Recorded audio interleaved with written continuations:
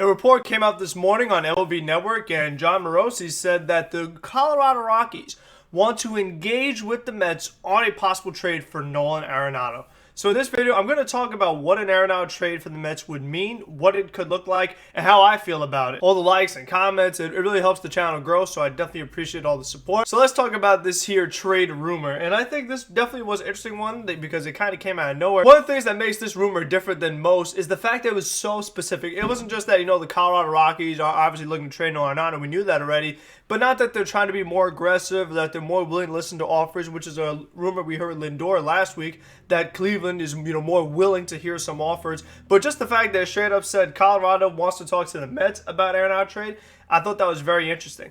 And the main reason why Colorado wants to trade Nolan Arenado is because of the contract that he has. Nolan Arenado has a huge contract right now. I mean, he is going to be signed through 2026, making $35 million a year until the last couple years where it goes to $32 million, and then the last year $27 million. And Colorado obviously does not want to spend that kind of money right now. Number one, they're not that good. Number two, obviously with the way the market is right now, a lot of teams are not really in the mood for spending, so they want to try to get that contract off the books. And they know that the Mets, a team that is obviously going to be aggressive in free agency, they're going to spend big money, whether it's Springer or Bauer or maybe Arenado. Whoever it is, the Mets are going to spend money. So the Rockies feel that the Mets would definitely be a potential suitor for them. I would imagine that even though the Dodgers could offer a better package than the Mets for Arenado, if I'm Colorado, I would much rather put Arenado in the National League East compared to the National League West. If the Rockies do want to be successful, they're going to have to beat the Dodgers at some point. So giving them Nolan Arenado does not make it any easier. Now, what the Mets could or should trade for Nolan Arenado are two different things. Because if Colorado were to give me a call, right, and I'm like, oh, it's the Rockies, let's see. Hello, who do you want for Nolan Arenado? And they tell me, okay, well, maybe Colorado wants Jimenez and, Brett Beatty. My main thing with Colorado and who they're asking for, it can't be McNeil. I will not trade Jeff McNeil under any circumstances. You know what? The Phillies said they wouldn't trade Zach Wheeler for Babe Ruth. That's the way I'm with McNeil. I'm not trading him. I'm not trading Alonso, not trading Conforto. So those guys are completely off the table. And probably Dom Smith. I don't want to trade Dom. Another player that I would not want to give up for this trade is Brendan Nimmo, because he is outfielder and you're trading for a third baseman and you're taking on a lot of salary. So if you trade for Arenado and Nimmo's in the trade, you're going to need another outfielder. The Mets already need an outfielder to begin with, so now you probably need two outfielders, and you haven't done anything for your starting rotation that really needs more help than your offense does. So that's why I wouldn't want to involve Nimmo, because that means I have to make another move. So if I were to make this trade, J.D. Davis would probably have to be in it, third baseman for third baseman. It says that Colorado would need some kind of salary back. Jerry's Familia, that would be a perfect candidate, because that's a contract I would love to get rid of, and it wouldn't make the first year of Arenado quite as expensive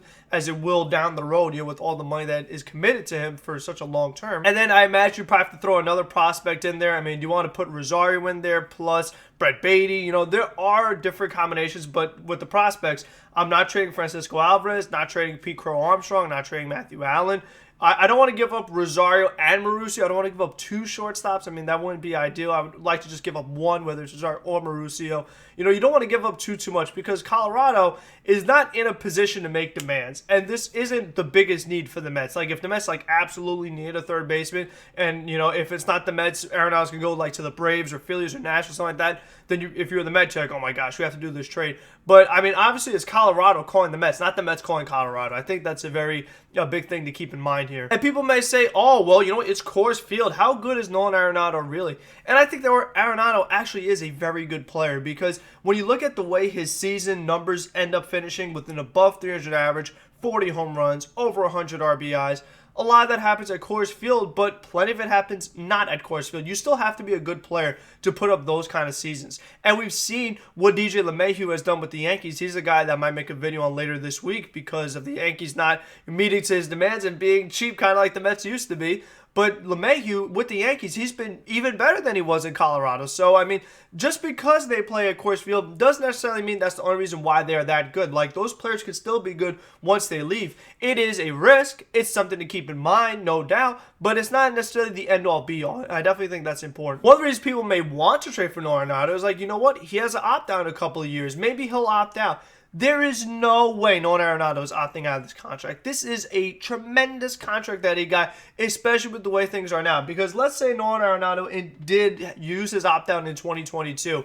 I mean, how many teams, again, are really going to want to spend that kind of money? Because he's getting $35 million a year almost until he is 36. By the time he would hit free agency again, he would be like 31, 32. So, I mean, who's really going to give him $35 million a year at that age? He is not going to get a better contract than he has now. So I think there's no way Arenado is opting out. This is a long-term commitment. It's probably more expensive than what George Springer is going to cost. So, I mean, for that purpose, that wouldn't be ideal. But I do think this is one thing to keep in mind. Let's say, worst case scenario, the Blue Jays signed George Springer and the Angels signed Trevor Bauer, and the Mets are like, we didn't get any big-time star players, and DJ LeMahieu went back to the Yankees.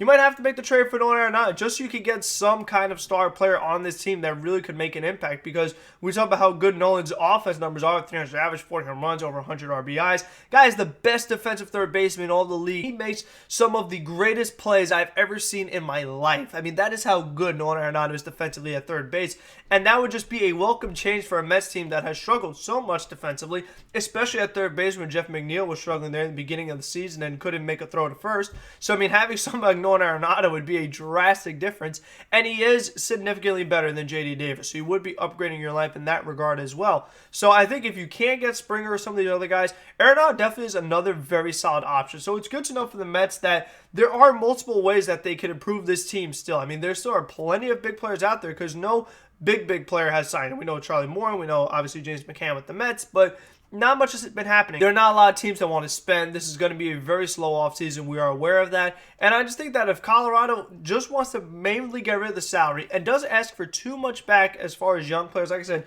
if you get away with a trade of J.D. Davis with maybe Mauricio and Familia, and if you have to throw in Brett Beatty, it might be a little too much, but at least those three guys, I think you can make that trade. I mean, assuming you don't get Springer. I think that between Arenado's contract and George Springer's contract, that's a lot of money right there. You only have a little bit more before you're at the luxury tax. And then you have to get more starting pitchers. So how much is Odorizzi or Tanaka or some of these other guys going to cost? Because I don't think you're getting Bauer. You know, I really do not see a way that the Mets get all three. I know a lot of Met fans want that, but you have to think long-term, especially with Arenado's contract. Eventually, when you want to re-sign Conforto, which I know every Met fan wants, you want to re-sign some of these other young players, whether it's Syndergaard, and we talk about it a lot, but you won't be able to because you already have too much money committed. Just look at what's happening to the Yankees right now. When they made the trade for Giancarlo Stanton, that looked like such a steal at the time, now it has really hurt them because they know that they can't really get as many players as they want or need because they still have to pay Giancarlo Stanton for a long time. And that's why Colorado wants to get rid of him. They want to get rid of him before that contract. So it would be another tough contract for the Mets to take on. Don't forget, I mean, going forward, they're still going to have to pay Cano. I know this year everything looks good, but going forward, Mets are going to have to pay Cano a lot of money as well. So, I mean, you don't want to pay so many players a crazy amount of money. It just makes it very tough to do business that way.